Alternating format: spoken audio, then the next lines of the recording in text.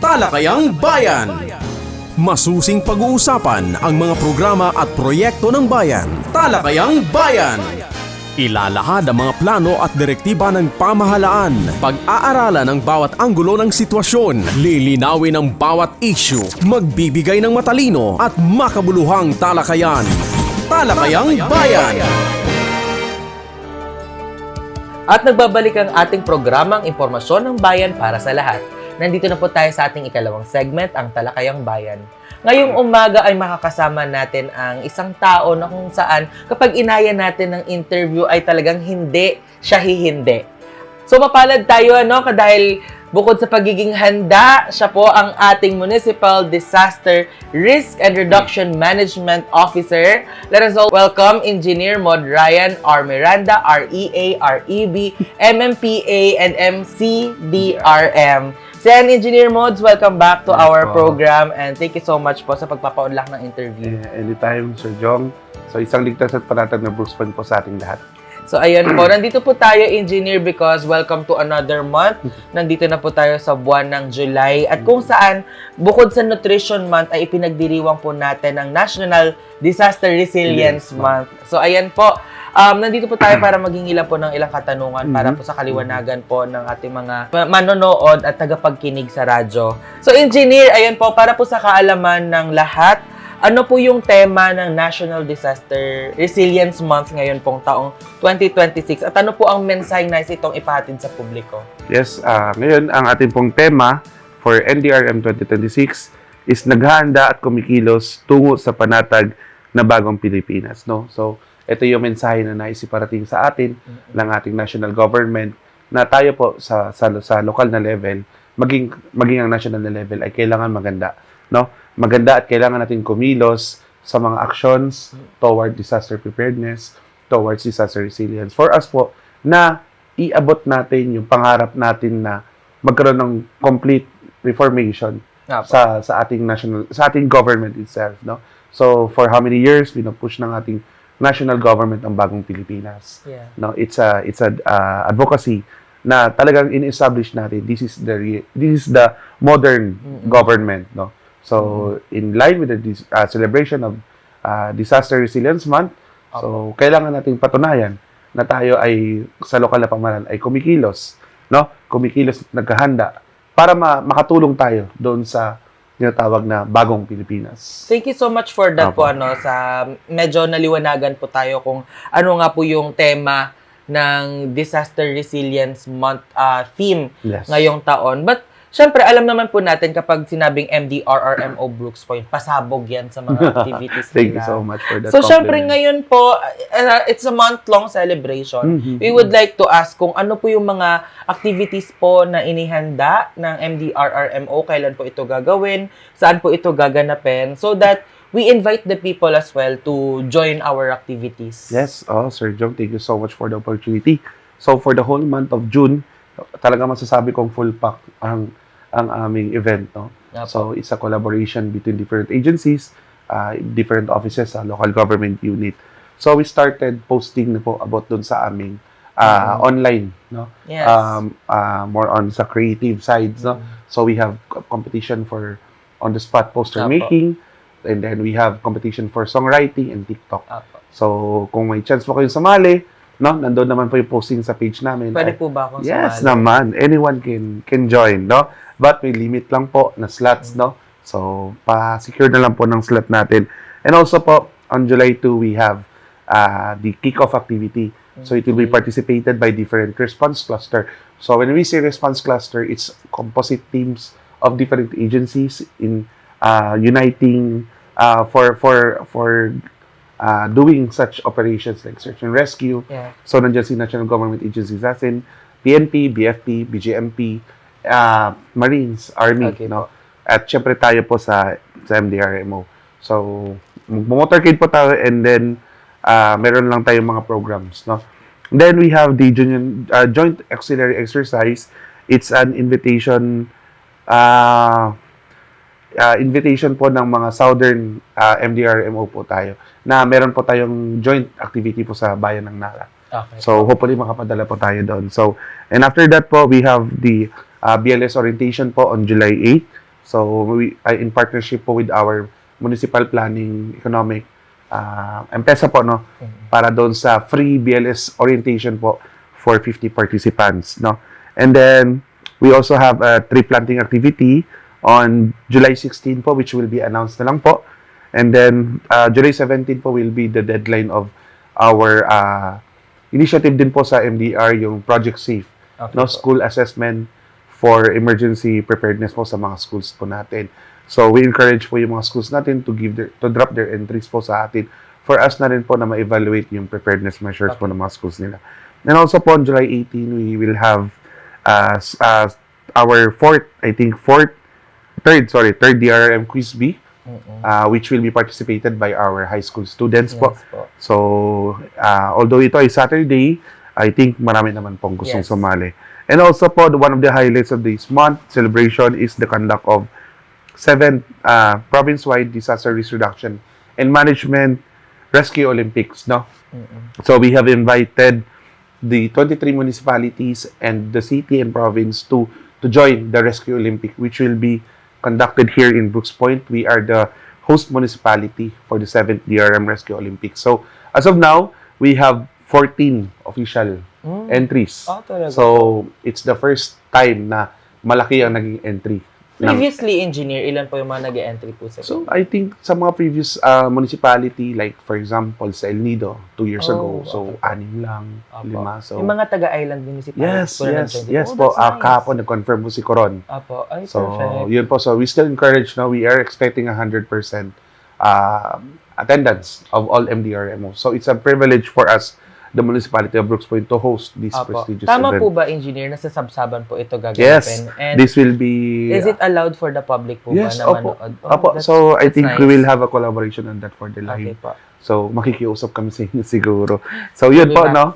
So, if you have an opportunity po to join us, no? Bagamat it will be, some of the areas will be restricted, but I think overall po, no? So, during this event po, each MDRMO shall showcase their expertise on the obstacles, on the stations that we prepared, no? Yes. And also po on July 23, we will have our static display where all response clusters po will showcase their assets, their equipments, no? So ang ating pong last year ang location po is sa tabi ng munisipyo, but I think this year po dito na po tayo sa bago nating hindi sa bago pala. Sa Palawan State University. We're trying to tap them po, no? So, yun. And then, sa 24 po, we'll continue our third encounter for Fire Olympics. It's a collaboration naman between the MDR and the BFP. So, ito naman po, mga barangay officials natin ang maglalaro naman po sa larangan ng fire rescue. Okay. So, ito po will be participated by 18 barangays, but this time po, we will open another category for the commercial or industrial category. So, it will be participated by big companies such as hospitals, industrial, industrial. As long as they have their fire brigade team. Okay, so yun. Next, by 25 po, we'll continue our school DRRM symposium. So we are anticipating at least 300 to 350 students from all high schools. Yes. And then this will be conducted on the Brooks Point Convention Center po natin.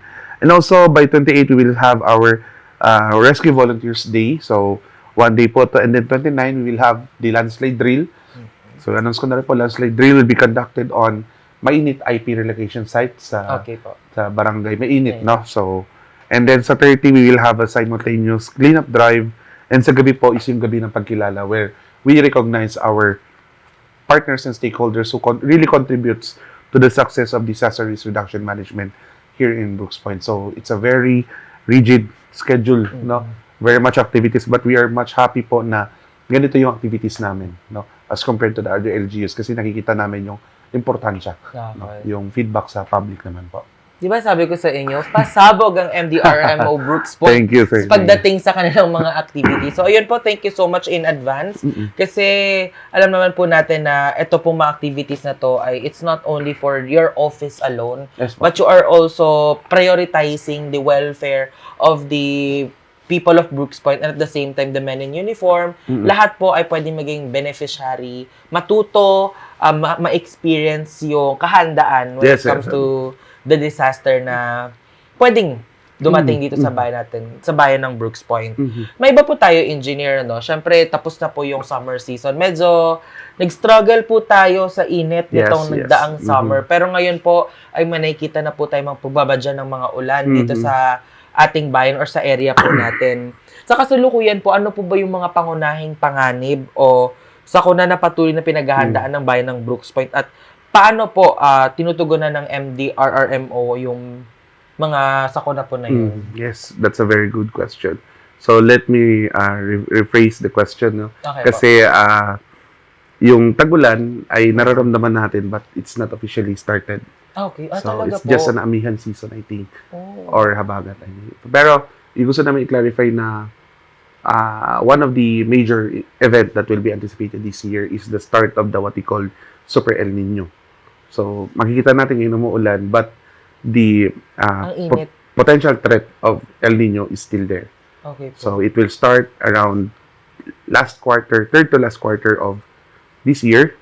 So one of the highlight of this phenomena is that Super El Nino siya. So ibig sabihin po nun, engineer, like kahit tag-ulan na dapat, may init pa din? it's because of climate change. Oh, Okay, okay. so etong naranasan nating ulan, it's just temporary weather disturbance Okay caused po. by abnormalities on the weather systems natin. At saka at the same time may mga recorded na bagyo, no? But the effect of El Nino is still ongoing, no? So yun nga sinasabi ng ating mga expert na Super El Nino talaga to siya. So yun yung kailangan natin paghandaan. Apo. So we need to prepare first of all, syempre yung food security natin. On the agricultural sector, who will be affected, no? Apo. So we being an agricultural municipality, so main drive ng ating economy is agriculture. Yes So po. magkakaroon tayo ng malaking impact sa atin pong mga production ng goods, lalo na po sa rice, sa mga palay, sa corns, ayan po, no. So aside from that, syempre yung posibleng pagkakaroon ng shortage sa water. Apo. So that is why we are preparing for possible rationing of supplies of water, just like what we did few years ago. Na there are some areas in Brooks Point na hindi na po kaya ng kanilang mga local water access po, no? So tayo sa MDR ay nagpapadala ng mga trucks ng mga may lamang tubig for us po na makapag-deliver just for their basic needs, no? So syempre aside from that, we're not excluding the possible impacts of weather disturbances such as shear line, bagyo, no? So may chance pa din Yes po, meron pa rin po. So as experience po dito sa mga past few weeks natin, no, konting ulan, we recorded some flash flooding na meron. Especially po dito sa may Sitio Pangatlaban na talagang nakita natin, no. So ang reason syempre is that mabigat talaga ang ulan. Hindi natin makasasabi na magaan yung ulan ngayon. Talagang yung data rainfall niya is mabigat. Okay. So it's a good thing na meron na tayong established na mga weather stations, early warning systems na unang-una magre-record scientifically on what are the parameters na talaga nakakapekto sa nararanasan ng Brooks Point. So as of now, we have established around 3 to 4 early warning system, automatic weather system, and some agencies like DOST, Pag-asa, and Manila Observatory have data na pwede natin magamit sa scientific studies po natin. So, yun, no, yung mga posibleng pagbaha, we are still anticipating that. So, hydromet, ang tawag natin niya, hydromet hazard. So, pagbaha, pagguho ng lupa. So, yun, no. So, maliban pa doon, syempre, yung isa pa sa common na hazard na pinaghahanda natin is yung mga emergency response natin sa ating mga vehicular accidents. Okay po. So, we have a lots of highways, roads, no. So, that is why our Emergency Operations Center is still operating on a 24 hours, 7 days a week basis, no. So, despite na tayo LGU, ay nakakapag-operate tayo ng may mga standby na response teams tayo kahit madaling araw, umaga. Basta nangailangan na tumawag sa ating hotline, yun po ang ating tugunan. Napakahirap ng trabaho po Yes, ninyo, naman engineer. po. Opo. 24/7 po, Yes no? po, opo. And syempre, please consider and please be informed na we really appreciate Thank kung you, ano po thank yung you. effort po ninyo. Yes, Mahirap po kasi kung kami nga sa sitwasyon po namin na information po kami, tapos parang hinahanapan po kami ng mga announcement kung suspension na. How Yes, about you opo, po opo. na kayo po yung nagmo-monitor? Siyempre, thanks for clarifying na hindi pa po tag-ulan. Yes po, opo. But Pero ito po yung Super El Nino po. Nangyari na po ba siya before? yes, it's I think merong scientific data na nagsasabi it happened 50, 60 years ago. Okay. So, gano'n na siya katagal, tapos ngayon lang siya naulit. During so- your watch pa, no? Ang hirap nun. Kaya nga. So, kaya namin ngayon, we are really developing plans para ma-address, no? Hopefully na hindi talaga natin maranasan para at least kahit paano magawa natin na action kung sakali mangailangan man, no? But on the recent drought incidents po kasi, mas malaki yung impact sa Northern Luzon, Opo. sa Luzon area as compared to Southern Palawan. Okay po. But still, traceable pa rin yung effect ng drought Yeah. or ng El Nino sa atin past years, mga 2 years ago. Opo. Thank you so much for that. We just want to know po kung paano naman po sinusuportahan ng LGU Brooks Point yung opisina po ninyo dito sa MDRRMO sa pagpapatupad ng mga programa at mga aktibidad na naglalayon po na mapalakas yung preparedness at syempre yung katatagan ng ating komunidad laban sa mga sakuna as like what you have mentioned earlier po. Okay. So every year or every 5 years, we craft a plan, what we call the local DRM plan. Okay po. So it's a series of plan collectively given by input given by different sectors, agencies. So dito sa development plan natin, DRM plan natin, doon nakalagay ko ano yung mga possible concerns and ano yung kailangan i-address. Okay So po. doon namin dine-develop yung mga tinatawag na mga DRM PPAs natin, which is based mainly on the 4 thematic area. Opo. First, disaster prevention mitigation. Second, disaster preparedness. Third, response. Opo. Fourth, rehabilitation and recovery. So it's a very wide areas that is need to be addressed. No? So from that po, doon namin pinupondohan yung allocation naman from the local government, which is amounting to 5% of the local budget, local expenditure of the LGU. So for this year, 2025, we have allocated 42 million Okay for po. MDR Wow. or MC na intended po doon sa mga projects. No? Out of that 42 million, 30% will be hold po para sa Quick Response Fund and yung remaining 70% po will be allocated sa mga different activities po natin. So, since the start of the year po, we have many activities. I think 23 PPAs po yun ang ginagawa natin. And kasama na po doon yung capacity building, pag-acquire ng mga equipment, Opo. rescue equipment, pag-conduct ng trainings, awareness campaign, and marami pa po. Kaya kami po dito sa MDR ay parang halos wala na kaming pahinga. Wala na kaming pahinga sa pag-implement ng project. Yun nga po, malaking bagay din po na nabibigyan kami ng sobrang suporta Yeah. ng ating mahal na Mayor, si Mayor Jun. Pag kami po ang nag-request, ay hindi niya kami hinindihan. Yes. Ganun pa man ang aming return naman, siyempre, pinapatunayan namin ng mandato namin, yung pagbibigay ng ligtas at panatag na Brooks Point, ay sinisiguro namin laging naandyan. Lagi namin sinasagawa. And I believe that is one of Mayor's advocacy po, Yes, ano? opo. Yung resilient community. Yes, and, resilient and community. we believe that the MDRRMO plays a huge part para maisakatuparan Yes. yung advocacy ni Mayor Jun sa Yes po. ganun po. Bagamat hindi naman kami perfect and syempre being No only... one's perfect, Yes, engineer. We're all trying our best. yes. Kumbaga. Yun nga. So despite having only 2 years of engagement sa MDR, I think we prove na kaya namin. Yes. So, kaya namin as of now na simulan at kaya namin tugunan pa, sustentuhan yung aming Yes commitment.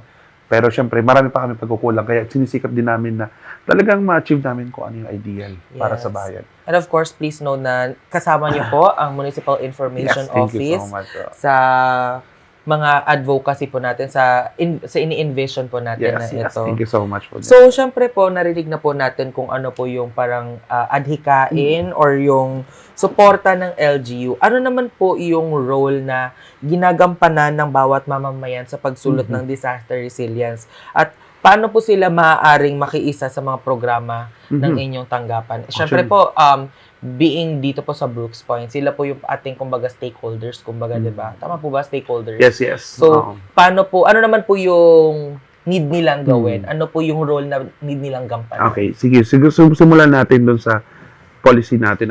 So, ang ating pong current DRM law, the Republic Act number 10121, it's law that is based on what we call the concept of Sendai framework. Okay. So, this Sendai framework, it's an framework na ginagamit ng almost all countries pagdating sa disaster risk reduction management. So, under this framework, ang isa sa highlight nito ay ang sinasabi niya na ang gobyerno ay hindi yun siya yung dapat gumalaw pagdating sa usaping disaster. Yeah, oo. So, it should be a collaborative effort. Si state at si government, si state being syempre, the local management po, no? And the national government. Sila lang po mag-spearhead. But it should be collaborated unang-una by other stakeholders, by other offices, the local government unit, the national government agencies, other institution, business sectors po natin. Higit sa lahat, yung people. ating community. Yes. So, anumang trabaho o anumang gampanin basta sinabing DRM, it should be participated by the community. No? So, malaki ang role. No? Kinikilala ng batas na ang role ng community ay malaki. No? So, hindi lang sa disaster resilience sa pinag-usapan natin, maging sa paghahanda, sa preparasyon, sa pag-mitigate, sa pag-responde, at sa pag-recover. No? Hindi lang tayo doon sa isang aspeto. It should be on all aspect, on all thematic area. No? So, for example, pag sa disaster prevention and mitigation, community can participate in different programs like tree planting activity, cleanup drives. So, nandun naman yun sa dinadrive. Sa disaster preparedness, kung may mga ongoing training, sa basic life support, sa pagiging responders natin, no? Sa pagiging volunteers. They can join. They can join. Yes. Oo, they should play a role in their community. Siyempre, pag pinaghandaan mo na maging volunteer ka, maging responder volunteer ka, siyempre, pagdating sa response, pwede kang gamitin. Yes. So, pwede kang maggumawa ng rescue, no? For us, hindi naman kailangan na maging superhero ka eh. So, the moment na mailigtas mong pamilya mo during may sakuna, it's a big help na for us. Even yung paghahanda nila bago pa dumating yung kumbaga parang pagsasubmit nila, sabi natin lumikas kayo dito. Yung pagsunod lang. Pagsunod, yes. Pagsunod sa panawagan ng ating national ng ating government, for example, ng ating MDR, ng ating barangay. Na pag sinabi natin, babala po dito sa area na to, ay kailangan mo pong lumikas. Sa simpleng pagsunod, malaking bagay na po sa amin. No? So, maliban pa po doon sa response, syempre sa rehabilitation recovery.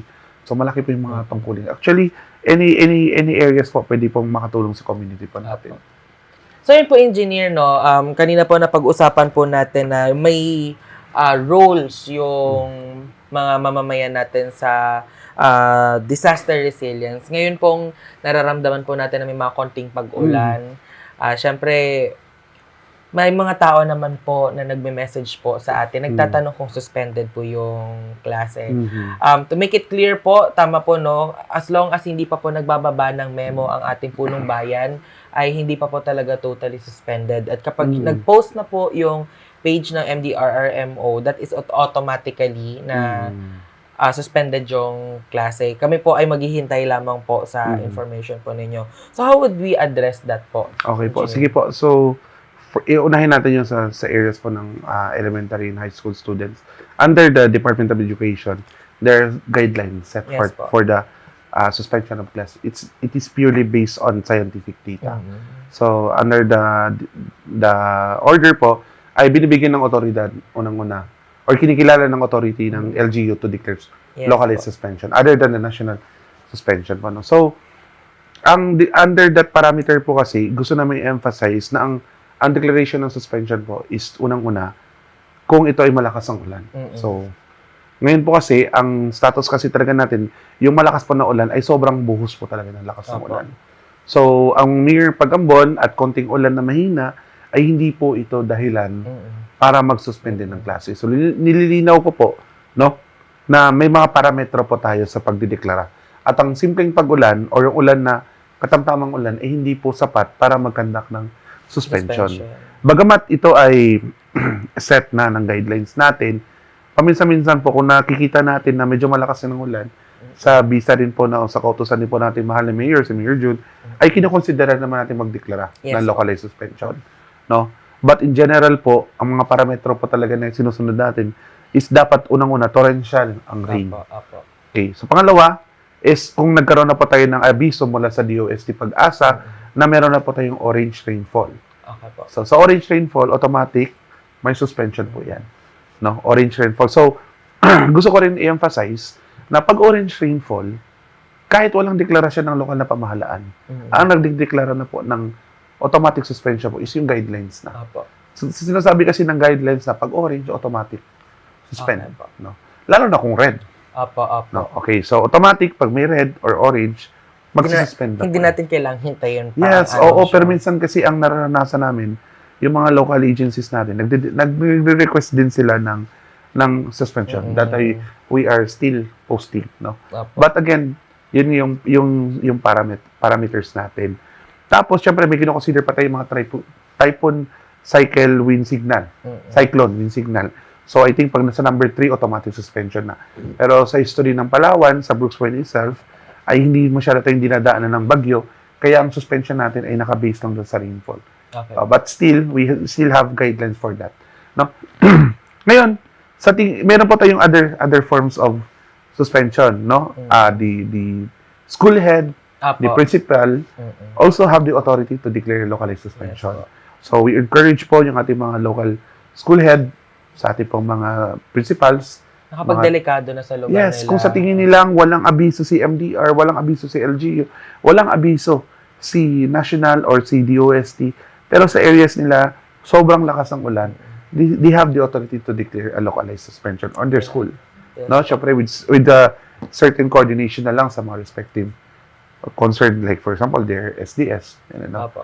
No? But ang pinaka-importante na content ng guidelines is the authority of the parent, Opo. of the guardian, not to allow their students, their children po, na pumasok sa eskwelahan kung alam nilang ito ay magdadala ng panganib sa Yes, buhay at nila. kung risky na po. Yes, opo. So, kahit walang declaration, kahit walang abiso ang ating lokal na pamahalaan, kung sa tingin nila delikado na ang buhay ng mga anak nila pag pumasok, at maging delikado ang buhay ng mga anak nila or ng mga binabantayan nila sa school na dahil sa ulan na yon, they can do that. Okay po. So, yun po yung gusto naming ipa-emphasize, no? Ang ating po magulang ay may kakayahan po para gawin yan. Maraming salamat po Yes, sa opo. clarification po na yun, Engineer. Yes, opo. May isa pa po Every sana year po. panawagan. Opo. Huwag niyo po sana kaming awayin. Dahil Yes. kami po ay partner po ninyo. Kami po ang inyong katuwang, no? Opo, huwag niyo po kaming awayin. Pati Oo. kami sa MIO. Actually, yung ano namin, yung mga suspension namin is, yan yung pinakamalaking engagement namin sa Yeah. pages. Di ba? Pero, di po ba masakit sa heart? Ano Parang ba? inaaway kayo minsan. Hindi naman. Siyempre, nandun Rin naman po. yung maximum tolerance. And we understand naman kasi they are demanding for the answer. But siyempre, sa amin po, we have the guidelines, the parameters to declare a local declaration of or suspension. Yun po. Yes, so thank you so much for that, Yes, Engineer. So, syempre po, hindi na po natin namamalayan ng oras.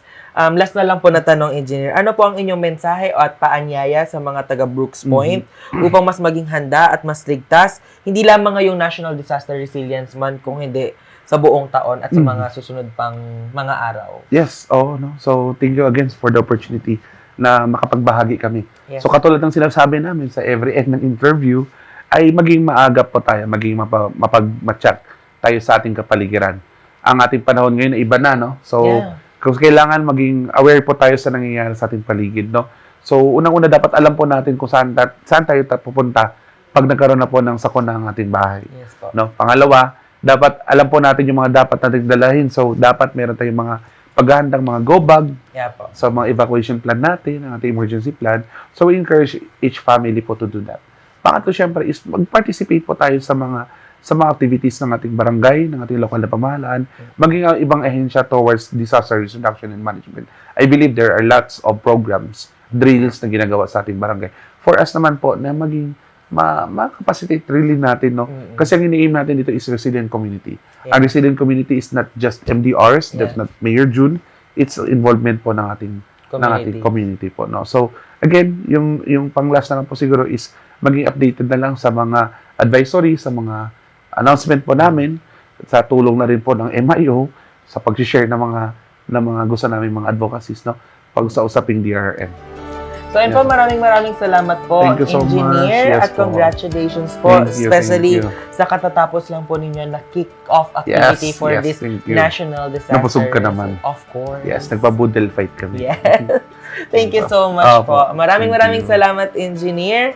At ayan po, sa lahat po, happy National Disaster Resilience Month. At dyan po nagtatapos ang ating Talakayang Bayan. Susunod na po ang ating Serbisyong Bayan pagkatapos lamang po ng ilang paalala. Thank you. Talakayang Bayan. Masusing pag-uusapan ang mga programa at proyekto ng bayan. Talakayang Bayan. Ilalahad ang mga plano at direktiba ng pamahalaan. Pag-aaralan ang bawat anggulo ng sitwasyon. Lilinawin ang bawat issue. Magbibigay ng matalino at makabuluhang talakayan. Talakayang Bayan.